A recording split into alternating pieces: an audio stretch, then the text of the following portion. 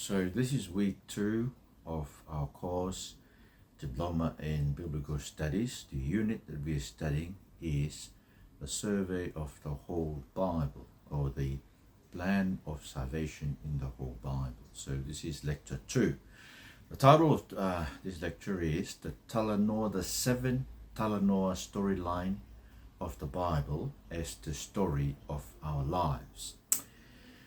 I just want to remind us students that in the first lecture we saw that God's purpose in the world is to establish his kingdom of God, as the place where we will worship him for his glory forever and ever. We saw that the kingdom of God has 3 essential elements, and they are the rule of God, the people of God, and the place of God. And God's rule over his people is always exercised with his word. We saw that in Eden, where Adam was given his word. We saw that in the story of Israel, where they were given the old covenant of the tablets of stones. We saw that the prophets were looking forward to a renewed covenant, a covenant where the law of the Lord will no longer be written on tablets of stones, but will be written in our hearts, on our hearts by his Spirit. And then Jesus, of course, came and announced that that new covenant is ratified or established through his blood on the cross. And then, of course, when we come to Paul and the apostles in the letters, they're all pointing to the outpouring of the Holy Spirit on Pentecost. And even when you listen to the gospel and receive the gospel, the Spirit comes and writes the Word of God into our hearts. And then, of course, when we get to the new creation, then we will live with God and we will see his face. Now, let me just remind you then of the 7 storylines, 7 Talanoa storylines of the Bible. I just call it Talanoa because this is just a Tongan way of dividing the big story of the Bible from Genesis to Revelation. So Talanoa number 1 is creation. That story is in Genesis chapters 1 and 2. Talanoa number 2 is the fall and the spread of sin, and that story is found in Genesis 3 to 11. Talanoa 3, number 3, is the story of Israel, which begins with the goal of Abraham in Genesis 12 and goes all the way through those books until we get to Song of Songs. Now that's a little bit long, but as we shall see, there are 2 main events in that story that the rest of the books are kind of referring to, and that's the event of the promise to Abraham, but also the promise to David, and especially the promise to David, because the later generations, especially when you read through the prophets, they're all pointing back to that promise and looking forward to the coming of the eternal kingdom of David, where according to Ezekiel 37, David will be raised. But that's Talanoa number 3, the Talanoa of Israel. Then Talanoa number 5, of course, is the Talanoa of the prophets, which begins with the book of Isaiah and then goes all the way to the book of Malachi. Talanoa number 5 is then the story of Jesus and the fulfillment of God's promises in the Old Testament. That's the story from Matthew to John. Talanoa number 6 is the story of the last days. And I want to emphasize that we live in the last days, not just the past 10 or 20 years or the next 10 to 20 years. No, the last days, according to Acts chapter 2 and to the New Testament, Hebrews 1, for example, the last days is the period of time between the first coming of Jesus and his second coming.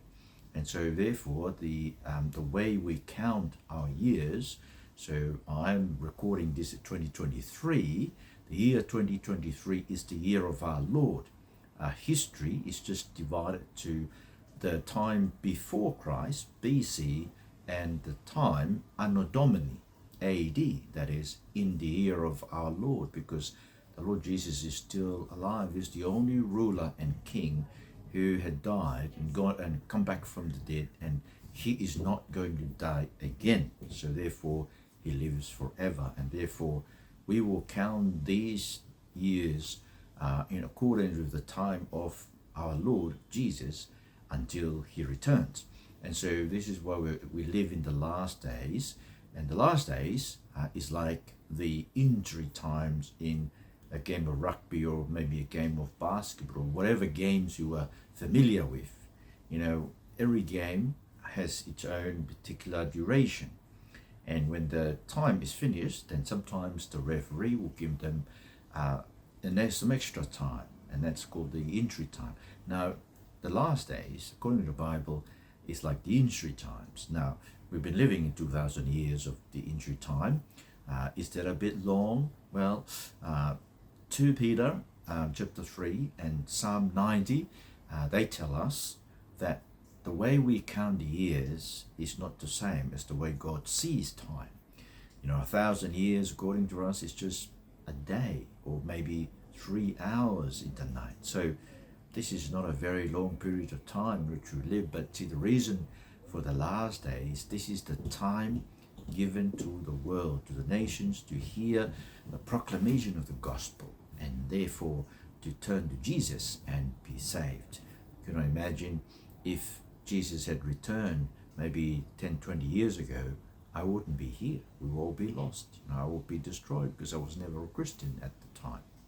But because of his great mercy, he's given us time to turn, and he's still giving us time to turn. Therefore, Talanoa number 6 is the last days, and Talanoa number 7 is new creation. So creation, fall, Israel, prophets, Jesus, last days, new creation. And the new creation, the story of the last days, goes from Acts chapter 1, the ascension of Jesus, to Revelation 20, the coming of Jesus for judgment, and then new creation, of course, is Revelation 21 and 22, which is the coming of the new creation. Now,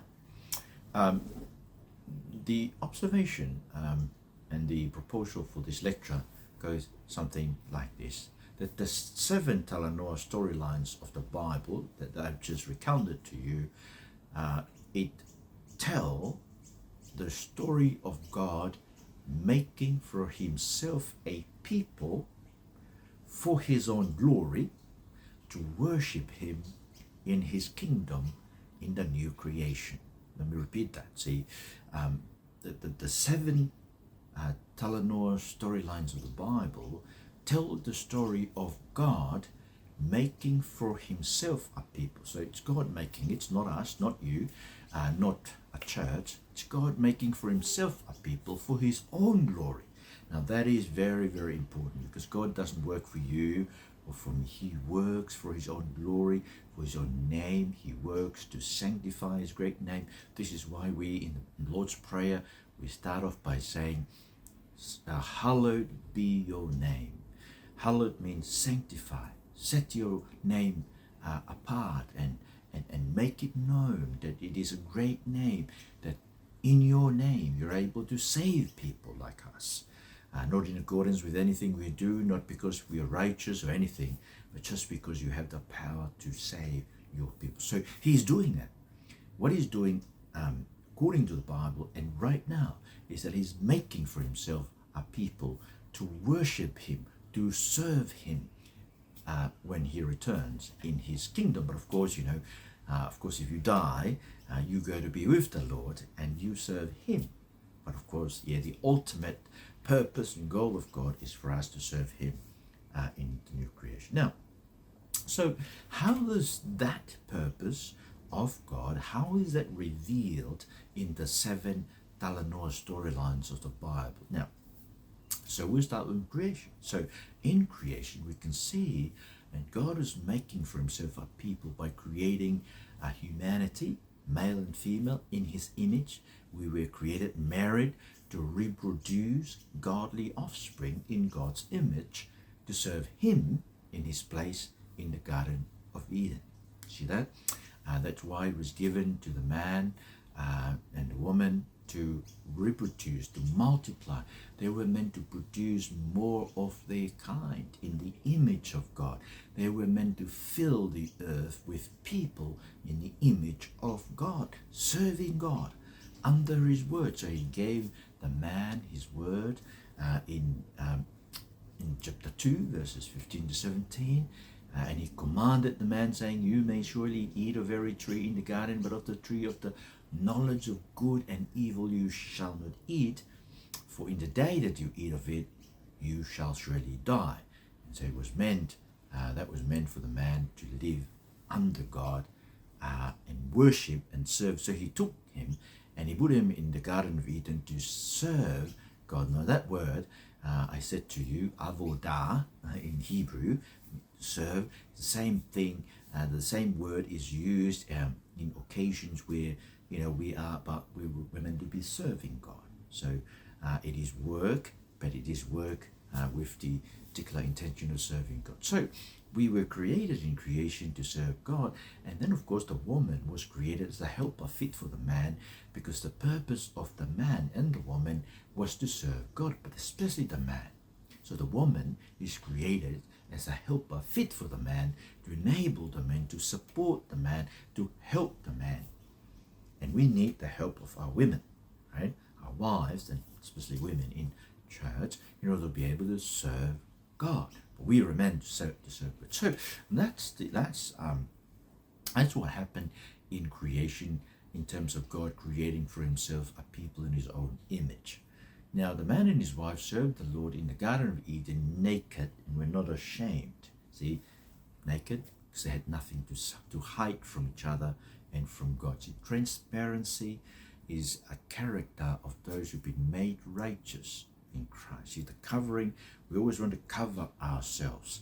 But when the covering is removed and we're covered with Christ, then, we are transparent. We will be transparent before God, because, we want God to see us for who we are, but to see us in Christ, clothed in Christ. Now, when we get to Talanoa number 2, of course, the fall and spread of sin, the serpent planted the seed of unbelief in humanity. It becomes our nature. See, and when we get to Genesis 6, verse 5, say, for example, the Lord saw that the wickedness of man was great in the earth, and that every intention of the thoughts of his heart was only evil continually. And the Lord regretted that it made man on earth, and it grieved him to his heart. And so, again, because we were so sinful, we were banished from God's place of worship, where we were meant to serve God under his word. Now we're disobedient to that word. We don't believe that word. We believe the serpent, that we will not die in our disobedience to God, and therefore we are banished. We're banished to outside Eden. It's a place of curse. It's a place under judgment. It's a situation that we are in today where it is very difficult to serve God. The natural inclination of our hearts is just to serve ourselves for bread, which we eat, but then we will die and return to dust. So that's where we are. Everyone is born to serve themselves. And therefore, this is why, the purpose of God after the fall is to bring about a new humanity or new people. So when we get to Talanoa number 3, the Talanoa of Israel, God promised Abraham a great kingdom of people blessed through Abraham living in God's place.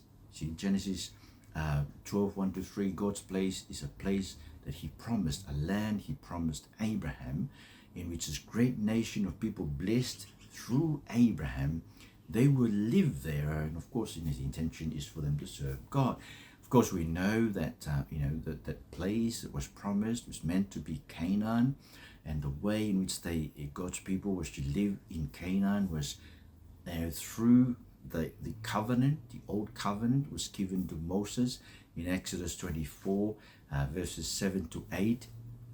Moses called the people. He read from the book of the covenant. They said, they affirmed that they will obey the Lord. And then Moses used the hyssop and blood, and he sprinkled blood on the people and sprinkled in the book of covenant.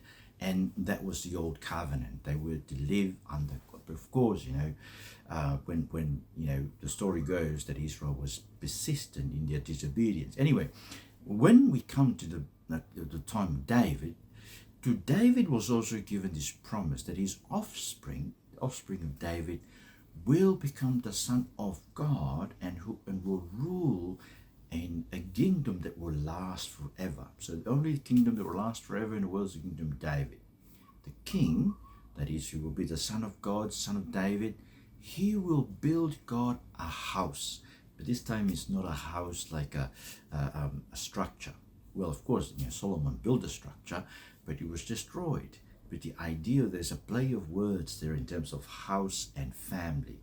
And I do believe that God's vision was to build his family, because that is in line with what he promised to Abraham of the great nation. So the great nation will be people belonging to the family of God. Of course, if you want to belong to the family of God, like the son of David who will become the son of God, they will have to be declared by God. They will have to be given a new status, a new birth by God. See, that's the idea of being born again, which of course developed in the New Testament, but it was already given to David in the promise in 2 Samuel 7:12-14. So, of course, as we said before, the history of Israel is one of persistent in rejecting God's word. So, places, for example, Psalms 78 verses 9-11 says, they did not keep God's covenant, but refused to walk according to his law. They forgot his works and the wonders that he had shown them. See, they kept on doing that. And when you get to verse 22 of the same psalm, we are told that because they did not believe in God and did not trust in his power, yet he commanded the skies above. So it's a history of persistent disobedience. Of course, God is a just God. And what he did, he punished them. So when you get to 2 Chronicles 36, 15-20, the exile comes. Again, the people of Israel who were meant to live in and serve God in accordance with the words of the old covenant in the land of God, the land promised by God to Abraham, they are now being punished. And this is what God did. This is what the reason why he did this is according to 2 Chronicles 36 verses 15-20, the Lord, the God of their fathers, sent persistently to them by his messengers, because he had compassion on his people and on his dwelling place. But they kept mocking the messengers of God, despising his words and scoffing at his prophets, until the wrath of God rose against his people, until there was no remedy. Of course, he sent them off to Babylon. Babylonians burned the temple that was built by Solomon, the only house in the world that God had promised to live in. You remember, God doesn't live in temples made by human hands. Only the idol worshippers have a temple. Christians, we don't have a temple, because we are the temple. Corporately as the body of Christ, but also individually, according to 1 Corinthians 6:19-20, we are the temple of God, because the Spirit lives in, and our bodies have been bought by Christ with the price of his blood. So, although they returned from exile, the Israelites, and rebuilt the temple, the city and its wall, yet the glorious restoration that they were expecting while they were in exile still lies somewhere in the future. For example, Haggai chapter 2 verses 7-9. And here Haggai is one of the prophets who spoke at the return of the exile. And he said, and God speaks through Haggai and says, I will fill this house with glory, says the Lord of hosts. And verse 9, the latter glory of this house shall be greater than the former, says the Lord of hosts. And in this place I will give peace, declares the Lord of hosts. Well, this is talking about the second temple that was rebuilt when they returned from the exile, but pointing to a future time when the temple will be more glorious. Of course, they do believe that then the prophet, of course, came. The prophets came, they were looking forward to the kingdom of God. Here, and at this time, God is going to gather his people from the nations. It will not be restricted just to Babylon, where the exile went, or Assyria, where the exile of the northern kingdom of Israel went in 722 BC. This time, God is going to gather his people from all the nations, He will bring them under a united kingdom, just one kingdom. There will be no more division of the kingdom.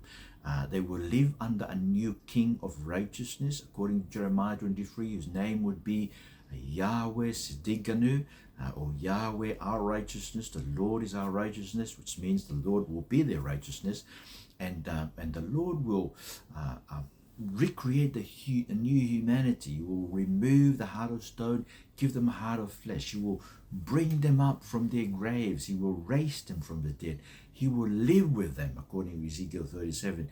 And the prophets were all looking forward to God himself coming down to the earth to bring about this new people, this new humanity together to himself, so that he will live with them and they will live with him in his presence, in his place. And then, of course, Jesus turns up.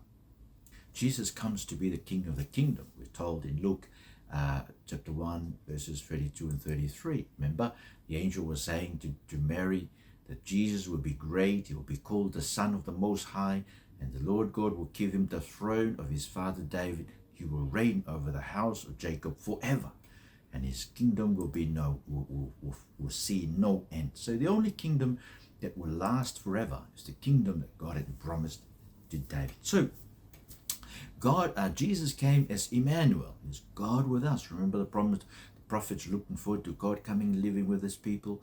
Jesus is Emmanuel, Matthew 1:23. And Jesus promises to build up his church, God's church, his church, up on the rock, which of course, he was speaking to Peter, but Peter tells us that that rock is Christ himself, which we are being built up. We believers are being built upon that rock to become a spiritual house where we, a spiritual priesthood, offering spiritual sacrifices. So he came into the promise. So this is a reference back to the promise to David, that the son of David, the son of God, will build a house for God. And the house here, Jesus saying, is his church, the church of Jesus. See? And Jesus came to be the chief cornerstone for the church. But of course, he's rejected by the builders. And the builders, according to Mark chapter 12, verses 10 to 11, is meant to be Israel. They were the ones who were meant to be builder of God's temple, but they rejected the chief cornerstone, and the Lord has raised him from the dead, and now it's a new temple. When Jesus said, destroy this temple, raise it on the third day, he is talking about his own body, John chapter 2, because he's looking forward to that the new temple, the temple of the fulfillment, is not going to be an earthly physical structure. It's going to be a spiritual structure. It's going to be a new house of people built upon the risen Jesus. Destroy the temple, he's dead, he's dying, and then rebuild it, raised on the third day. So he's rebuilding on a basis of his resurrection. Anyway, Jesus began his earthly ministry by proclaiming repentance and faith. And even after his death and resurrection, he commissioned the apostolic witness to the nations to proclaim repentance and forgiveness of sins through his name. Now, to his disciples, the Father has given them the kingdom. Remember, kingdom is what we are talking about. It will be his people, and it will be people who will serve and worship God forever. Yet those who come to Jesus, says Jesus, are always drawn to him by the Father. He's preaching repentance, but if you turn in repentance to Jesus, it's because the Father has drawn you to Jesus. And you're drawn to Jesus, you're being born again.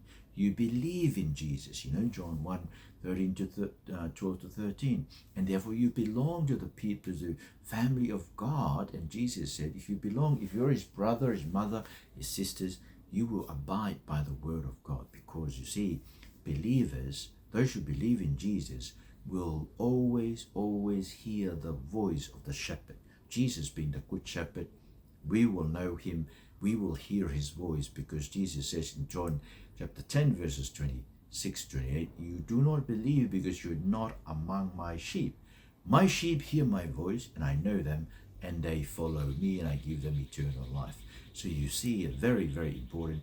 If you are a believer, you will listen to the voice of the scriptures, because it's the voice of Jesus. And of course, we love Jesus, and by loving him, we will abide in accordance with his word. John 14, even though we will suffer as we wait for his return, right? And Matthew 24 verse 9, Jesus is promising, it's a promise, you will be hated by all nations for my name's sake. See, if you live a godly life, you'll be hated. And then we come to the last days. Now Jesus, in the last days, he's ascended. You rule as the Christ and Lord from the right hand of God. He's poured out his Holy Spirit upon all of us. And believers, we are empowered to proclaim the kingdom to the ends of the earth. Came to Tonga in 1826 because of that.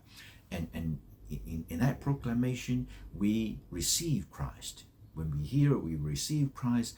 And by receiving Christ, the Spirit comes to us, bringing to us the conviction that we do belong to the family of God. We've been born again, belonging to the family of God. And therefore, we have an inheritance in God, in heaven. And we've been raised with Christ. We've been seated with Christ, according to Ephesians chapter 2, verses 4 and 6.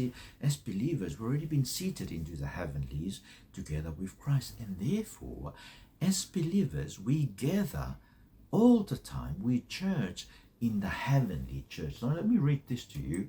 This is Hebrews 12 and verses 20 to 29. But you believers, you have come to Mount Zion, to the city of the living God, the heavenly Jerusalem, to innumerable angels in festal gathering, to the assembly of the firstborn who are enrolled in heaven, and to God the judge of all, and to the spirits of the righteous made perfect, and to Jesus, mediator of a new covenant, to be sprinkled, and to the sprinkled blood that speaks a better word than the blood of Abel. You see, we belong to the church of the firstborn who are enrolled in heaven, and to God. See, we belong to the heavenly church, the invisible church. Of course, we gather in the visible earthly church every week when we gather, but you know, that group, it has unbelievers. But if you're a believer, we are always gathering in heaven, in the invisible church that gathers in Mount Zion, because we have been raised with Christ,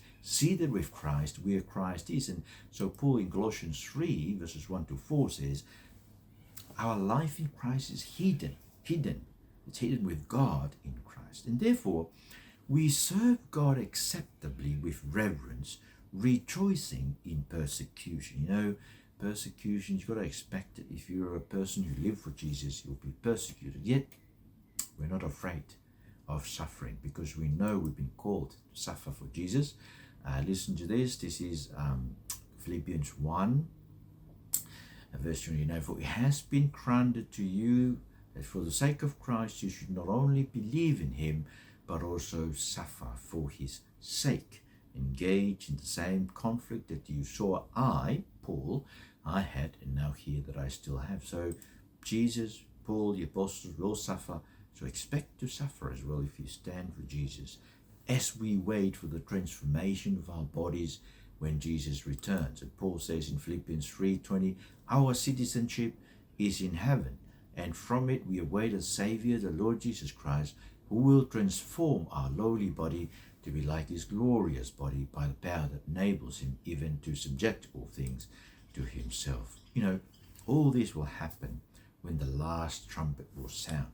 The last trumpet will sound, we're told, and in a moment, in the twinkling of an eye, says Paul, we, the dead, will be raised imperishable, and we shall be changed. If you're still alive at the time, we shall be changed. The last trumpet. And then, of course, those who died in the Lord and us who may still be alive at the time, all of us will be changed into our transformed, glorious bodies, and we will be raptured in order to meet Jesus in the air. And while we are there, this is 1 Thessalonians 4, verses 16 to 17, while we were there, this order of creation will be burned with fire. And I believe that when that happened, then the judgment of Satan and his people will be accomplished. That is, they'll be thrown into the lake of fire. See, Revelation 20, 14 to 15 says that then death and Hades were thrown into the lake of fire. It says then that is, I do believe, after everything is burnt, then death and Hades were thrown into the lake of fire. And this is the second death, the lake of fire. And if anyone's name was not found written in the book of life, he will be thrown into the lake of fire. See, all this old order of creation will be burnt into the lake of fire, and the devil, death, and Hades, and everybody whose name is not written in the book of life will be thrown into that. And then, of course, the new creation will come. We will see God face to face, and we shall worship him forever. And that's what Revelation 22 verses 3 and 4 says, no longer will there be anything accursed. The throne of God and the Lamb will be in it, and his servants will worship him. They will see his face. See, we will see God's face. And indeed, those who have conquered suffering because of his word and his testimony of Jesus, you see, the one who conquers will have this heritage. And this is God's promise. I will be his God. He will be my son. But as for the cowardly, the faithless, the detestable, as for murderers, sexually immoral, sorcerers, idolaters, and liars, their portion will be in the lake that burns with fire and sulfur, which is the second death. So friends, God is making this new people. And, he made us in his image in the beginning, because his purpose for creating us, is to reproduce people of that like.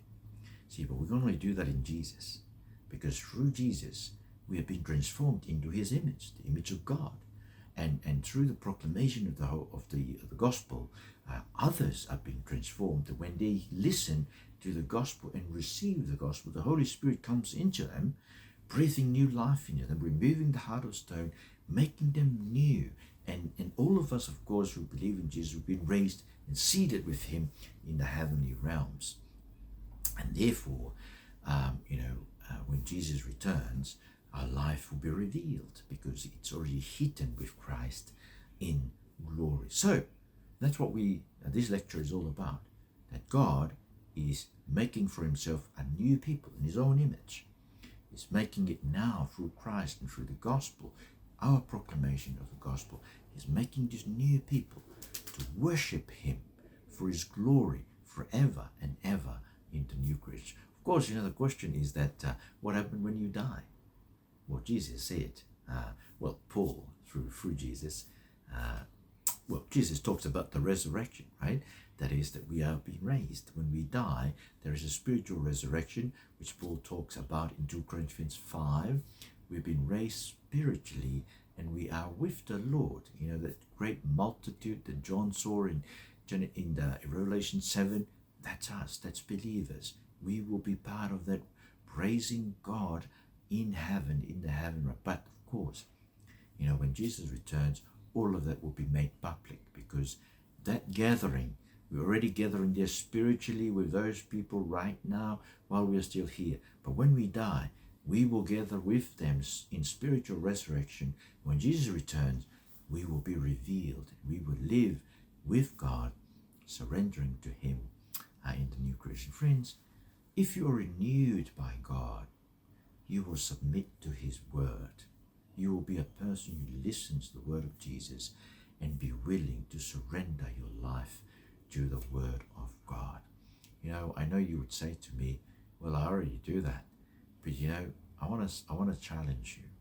There are a number of traditions in our churches right now that don't belong to that. The tradition of worshipping, say for example, saints. It's not a biblical tradition. The tradition of wearing a red scarf for the Wesleyan, kahoakula, that's not a biblical tradition. Biblical tradition, as we shall see in the next few lectures, is to put a head covering or a hat. The women preaching and women ordained to ministry, that is not a biblical tradition. Biblical tradition is for the male to preach the word of God. Women are to learn in quietness and submission. And so we'll do a bit more of that, but I wanted just to challenge you to see, every time I mention to you living, abiding by the word of God, I want you to see your life and the traditions that your church is keeping, whether that is in line with what the Bible is telling us. Oh Lord, make us this new people so that we will glorify you and worship you after we die and even when you return. In Jesus' name, amen.